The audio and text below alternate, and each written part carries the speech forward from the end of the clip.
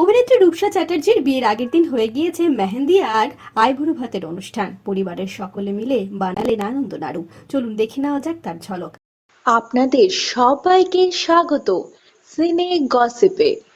Purple কালারের লেহেঙ্গা পরেছিলেন বিয়ের আগের দিন মেহেন্দির অনুষ্ঠানে অভিনেত্রী। কোনোই পর্যন্ত মেহেন্দি লাগিয়েছেন তিনি। মেহেন্দিতে উপস্থিত ছিলেন টলিপাড়ার দুই সুন্দরী অভিনেত্রী।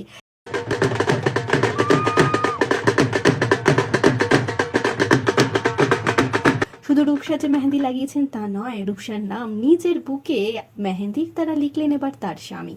আপনারা দেখছেন সেই ছবি। আইবুড়ো ভাতের অনুষ্ঠানও দেখাচ্ছিল অভিনেত্রীকে। বেশ সুন্দর লাল শাড়িতে সেজে উঠেছিলেন তিনি। গা ভর্তি সোনার গয়না, মাথায় শোলার মুকুটে নতুন বউকে দেখাচ্ছিল বেজায় সুন্দর। আপনারা দেখছেন আইবুড়ো ভাত খাচ্ছেন বিয়ের আগের দিন অভিনেত্রী রূপসা চ্যাটার্জি।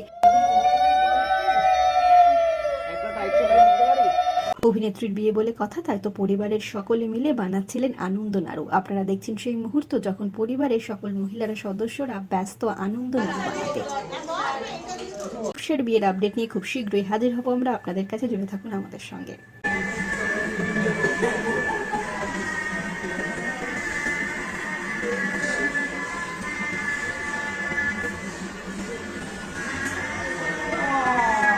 আমরা হলাম সিনে গসিপ।